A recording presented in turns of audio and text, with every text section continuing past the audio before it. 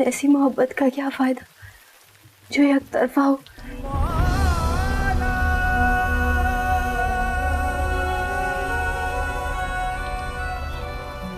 क्या भी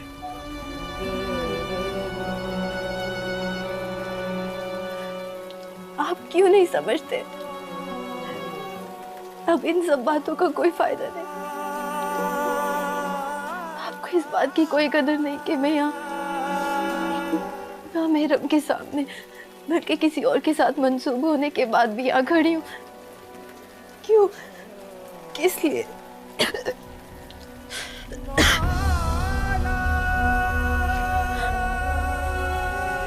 आपके लिए इतना काफी नहीं कि मैं आपकी सच्ची मोहब्बत और प्यार की कीमत चुकाने आई हूँ। तो फिर फैसला कैसे? मोहब्बत तो अभी सीना ताने खड़ी। खुदा के लिए मुझे और आजमाइश में मत डाले हमारे। मैं बहुत कमजोर लड़की हूँ। मेरे लिए तो आपसे छुप कर मिलने का गुनाह ही किसी आरी से काट देने के एहसास से कम नहीं है।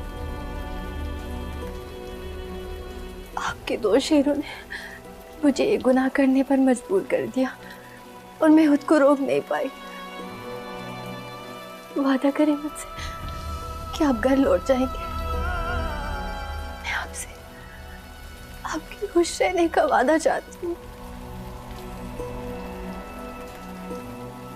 मुझसे मेरी जिंदगी मांग लो, मगर वो ना मांगो जो मेरे पास में नहीं है।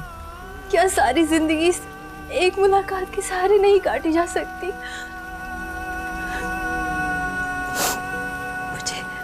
मुझे पूरा यकीन है कि इस जहान में तो नहीं, अगले जहान में मैं आपके साथ जरूर होंगी। क्या मेरी सारी जिंदगी का हासिल आपका एक वादा नहीं हो सकता? क्या आप मेरे लिए इतना नहीं कर सकते? मैं आपको हर मान देने के लिए तैयार, लेकिन जब मैं घर से चला था ना,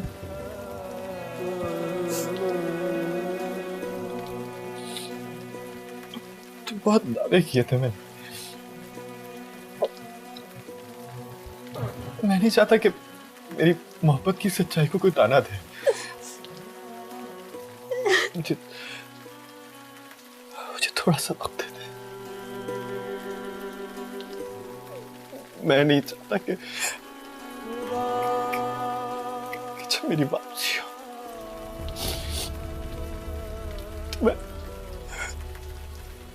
तो मैं अपनी नजरों में खुद ही गिर जाऊं। थोड़ा सा वक्त दे दे।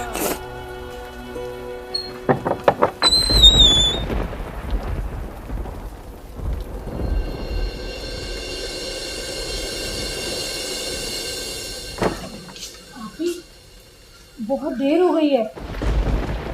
ईमान, हम बाहर बरामदे में तुम्हारा इंतजार कर रहे हैं। टांगा आ गया है, जल्दी करो।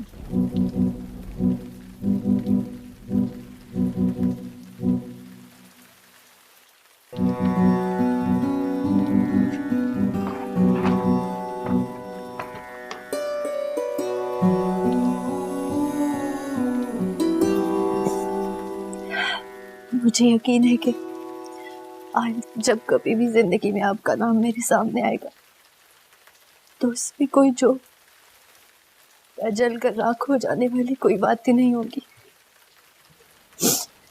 जा रही है?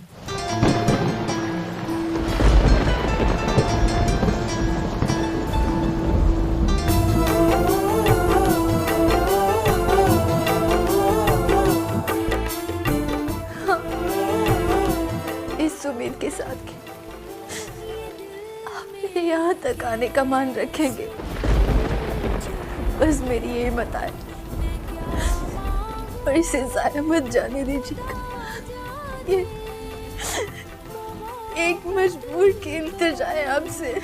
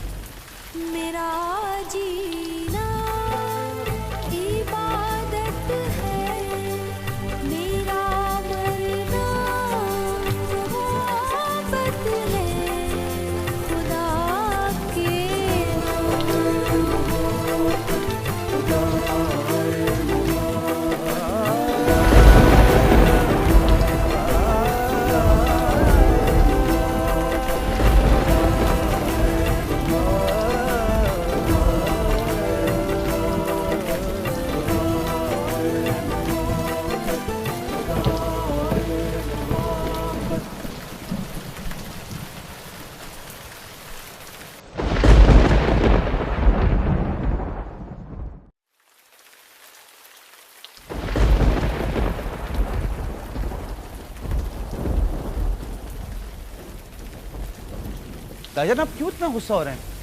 अभी आप इतनी लंबी बीमारी से उठे हैं। अरे भाई ये कोई मौसम है बाहर निकलने का?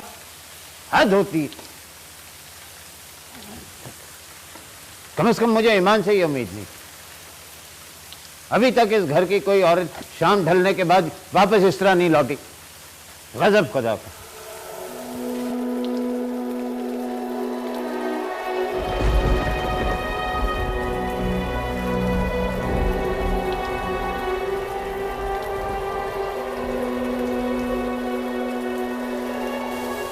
कहां से आ रहे हो तुम दोनों इस वक्त?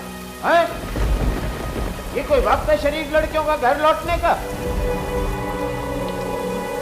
वो कौन सा ऐसा काम पड़ गया था जिसकी वजह से आप लोगों को इस वक्त तक शाम को निकलना पड़ा है?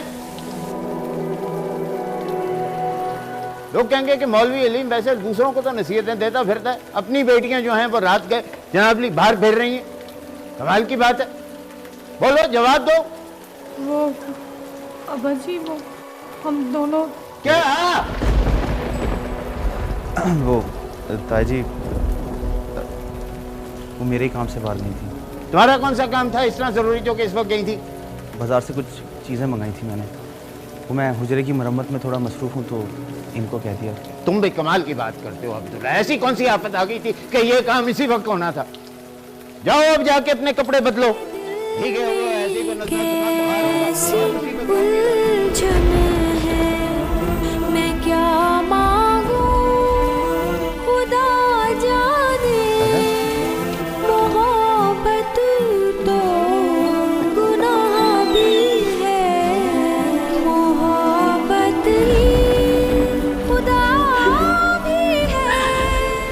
मैं मर जाऊं न इस गम में, ना कह पाऊं के चाहत है।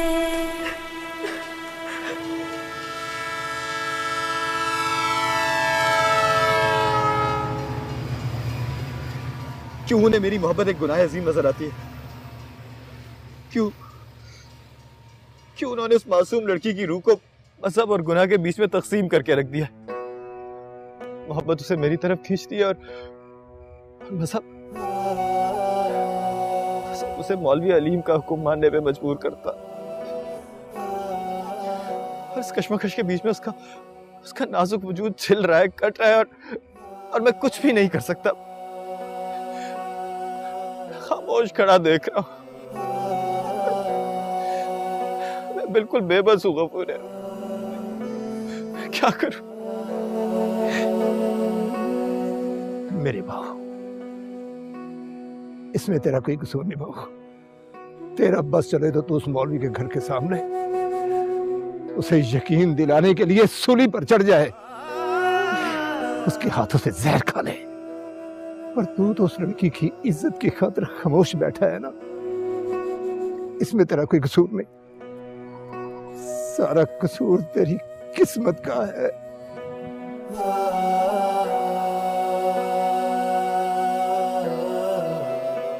नहीं, कसूर मेरा नहीं, ना ही मेरी मोहब्बत का है। वो हम इंसानों के दिलों में मोहब्बत का बीज बोता है और फिर उसे एक तनावर दरख्त बना देता है। फिर जहरीली अबर बेल के असर से इंसान ऐसा बेहाल होता है कि ना वो जी सकता है ना वो मर सकता है।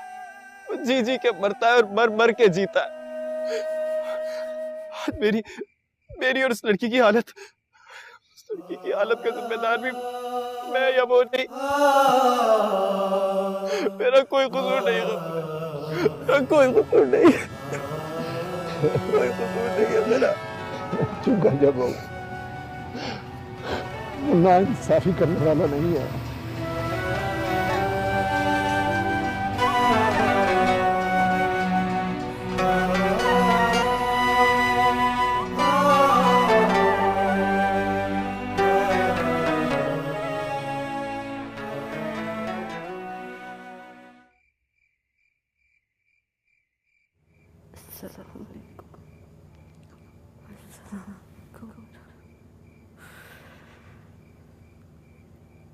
अल्लाह मुझे माफ कर दे, मुझे माफ कर दे, मुझे माफ कर दे।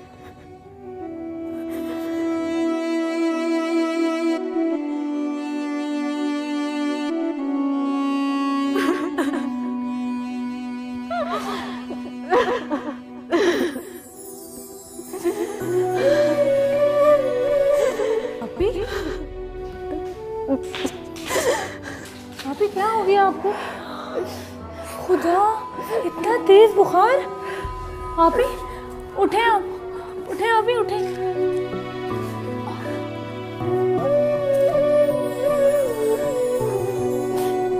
क्या हो गया है आपको? बुखार में जल रही हैं आप। लेटे। उफ अल्लाह, आपका तो सारा रंग जर्द पड़ा है। मैं क्या करूं?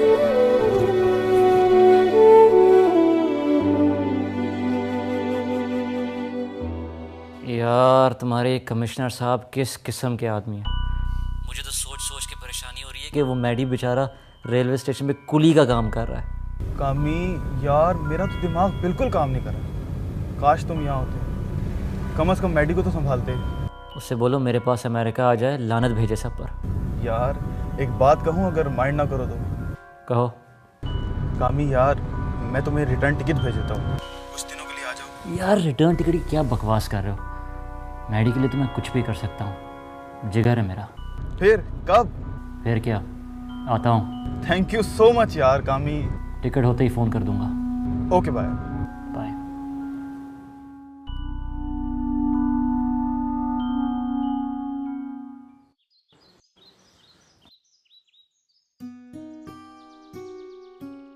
अब्दुल्ला भाई, हाँ बात सुने।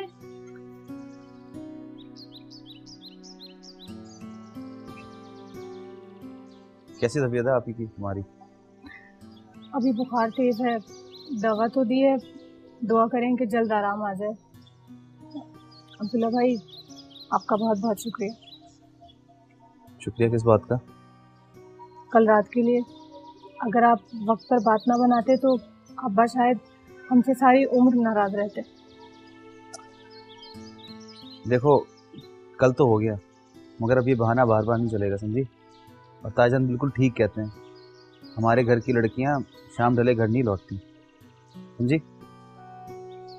अब जाओ जाके मेरी तरफ से अपनी आप ही का पूछ लो।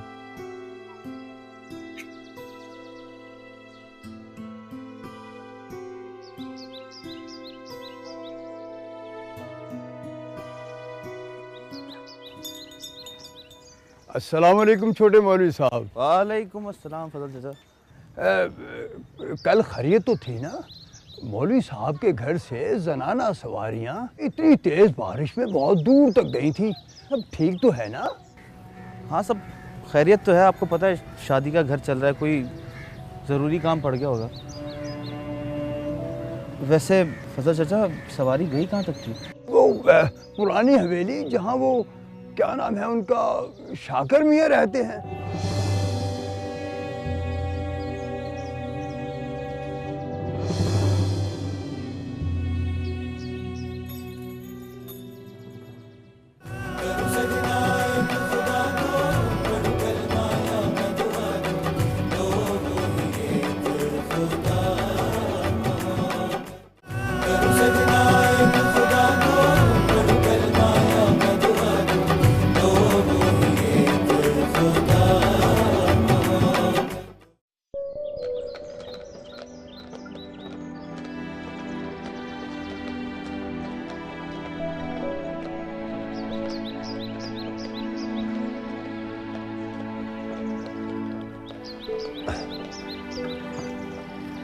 अस्सलाम वालेकुम साहब जी। सलाम बाबा जी, क्या हाल है आपके? शुक्र है जी मौला। शाकिर चाचा हैं घर पे? वो तो सुबह सुबह डिप्टी पे चले जाते हैं जी। अगर आपको कोई काम है तो मैं अंदर से किसी को बुला लूँ? नहीं, काम तो चाचा से ही था। चलें बताइए कि मैं आया था। ठीक है जी। मेहरबानी। हमाद आते हैं? हाँ जी, हर हफ्ते पहले दोस्तों के साथ हल्ला गुला करने के लिए आते थे। अलबत्ता कल आए थे, बरसती बारिश में वापस चले गए, न जाने किस काम।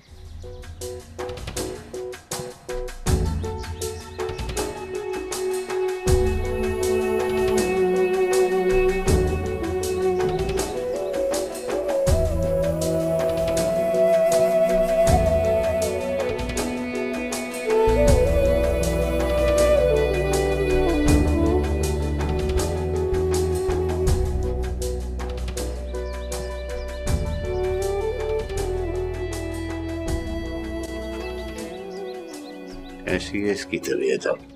अब्बा जी, बुखार तो टूटने का नाम ही नहीं ले रहा है। हकीम की दवाई ने भी कोई असर नहीं दिखाया? नहीं, आप शाकिर चाचा से कहकर बड़ी डॉक्टरनी को बुलवा लें। रुखसती के दिन भी करीब आते जा रहे हैं।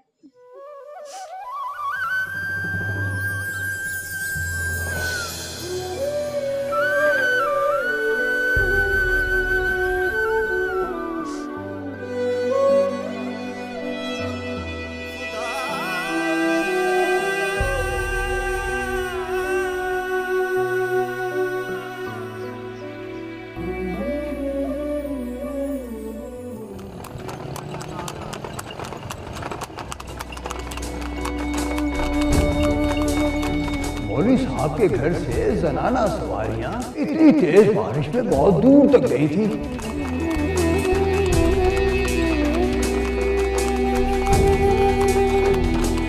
कल आए थे, बरसती बारिश में वापस चले गए, न जाने किस काम।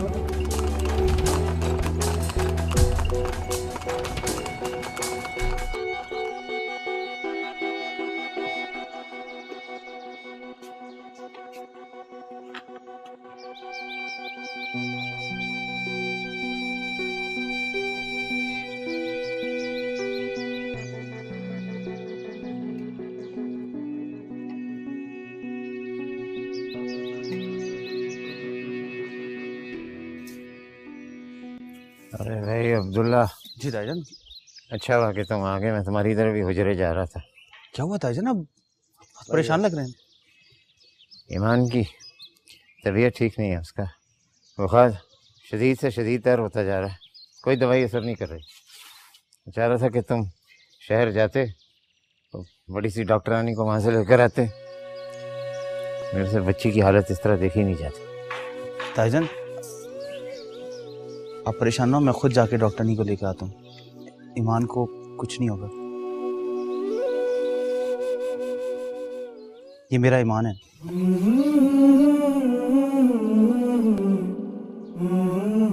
जाओ जाके लेके आओ।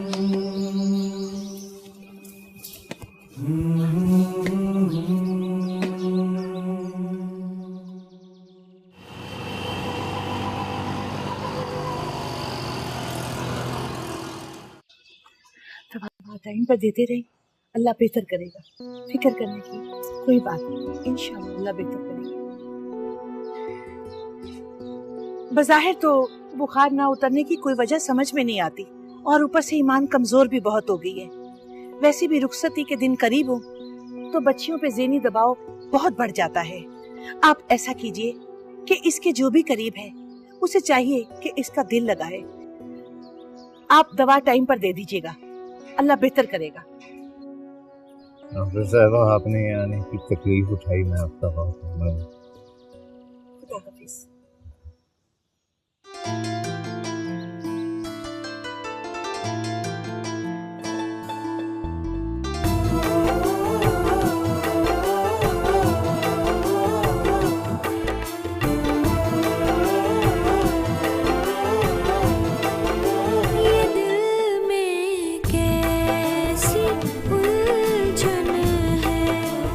मैं क्या मांगूं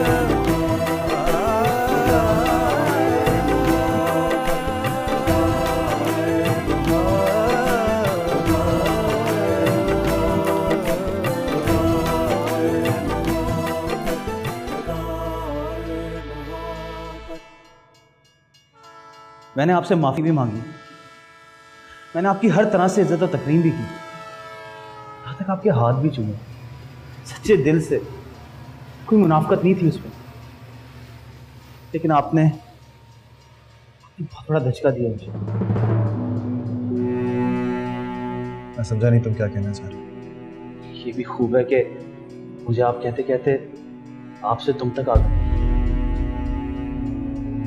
फिर भी आपकी तकरीम कर रही हूं। तो तेरा मतलब है आप क्या कहना चाह रहे हैं? मैंने ऐसा भी क्या कर दिया कि आपको धचका लगा है उसकी वजह से? आपको पता चल गया ना कि मान मुझसे मंसूब है और कुछ ही ऐसे में उससे मेरी शादी होने वाली है। आप फिर भी उससे मिले क्यों? आपको किसी की इज्जत और वकार का पास रखना आता है? मैंने तो आपके जज्बे की कदर की यूं कि शायद आप जुल्मत से नूर की तरफ आ जाएंगे, लेकिन अब्दुल्ला, मैं एक ऐसा गिरफ्तार हूं जिसकी रिहाई उसके सयाद के हाथ में भी नहीं है। मेरे एक सवाल का जवाब दे, अगर आपकी नमाजें कबूल होना खत्म हो जाए तो क्या आप नमाजें पढ़ना छोड़ देंगे? बोले। जिंदगी लफ्जों की तराश खराश का नाम नहीं है। आप अपनी मोहब्बत समेट के यहाँ से कहीं दूर चले जाएं, ये मेरी आपसे गुजारिश है। हाँ चलो चलो, सब कुछ तो छोड़ दिया है मैंने। मौलवी साहब ने कहा था कि कभी उनकी दहलीज पार ना करूं। वादा किया था कि कभी मेरे कदम उनके दरवाजे की तरफ नहीं जाएंगे तो नहीं गए।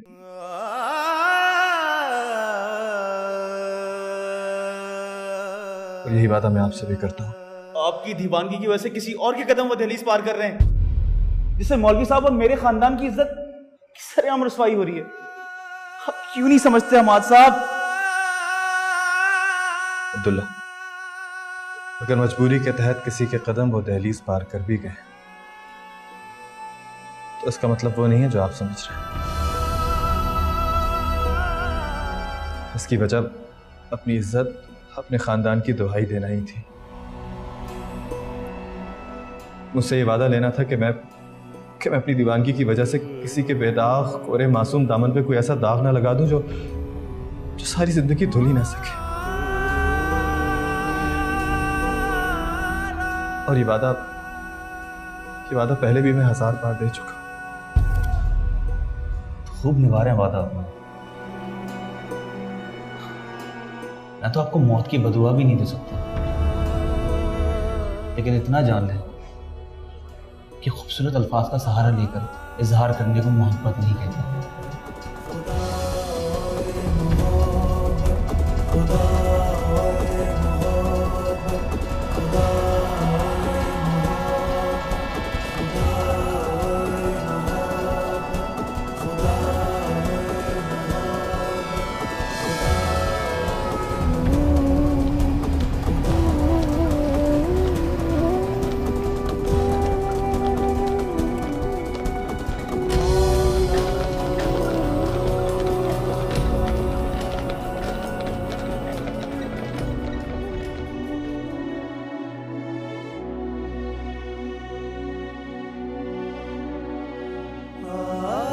पता चल गया ना कि मान मुझसे मंसूब है और कुछ ही अरसे में उससे मेरी शादी तय है।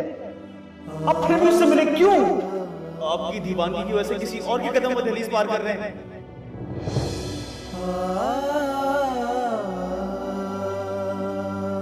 इसको हमेशा अपने साथ रखिएगा। मेरे इंसान को देने के लिए कुछ भी नहीं।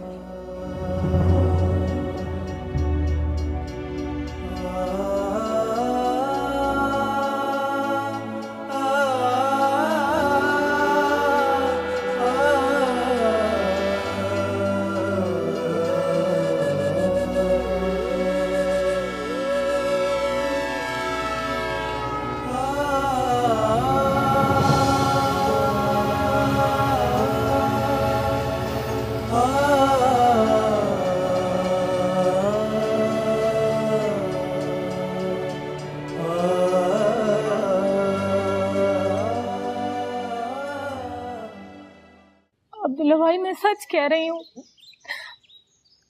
मैंने कभी आपसे कुछ नहीं छुपाया।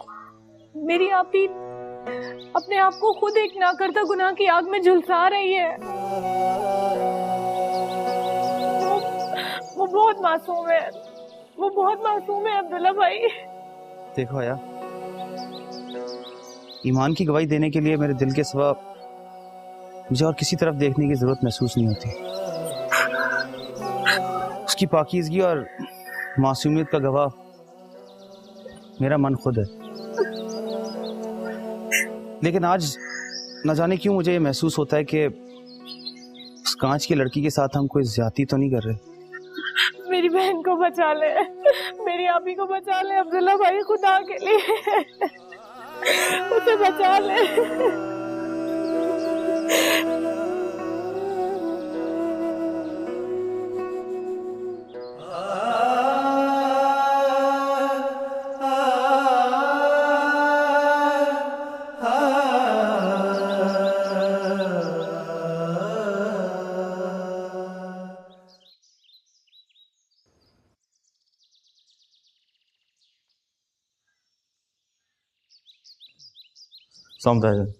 वालेकुम अस्सलाम।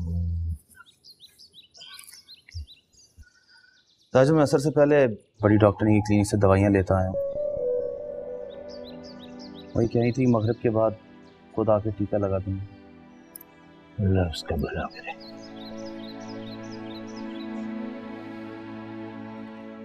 ताजन, वो ये कह रही थी कि ईमान के दिलो दिमाग पे जब तक बोझ है उसका बुखार नहीं उतरेगा। ताजन,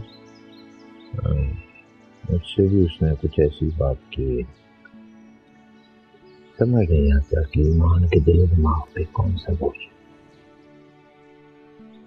ताजन, कहीं ईमान इस रिश्ते की वजह से ताजन मेरा मतलब ये है कि आपने उससे पूछा था इस रिश्ते के बारे में? क्या बात करती है अब्दुल्ला? मेरी बच्ची का फैसला मेरे फैसले से जुदा हो सकता है? क्या तुम ईमान को नहीं जानते? ताजन, जानता हूँ, जब भी डरता हूँ वो आपके फैसले पे कुर्बान होना ज़्यादा पसंद करेगी। लेकिन ताजन कभी जुबान नहीं खोलेगी। पता नहीं क्यों मुझे लगता है कि हमसे अनजाने में कोई चूक ना हो रही है। ताजन, मैं चलता हूँ।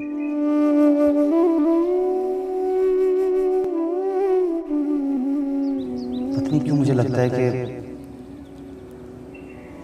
हमसे अनजाने में कोई चूक ना हो रही है। ताजन।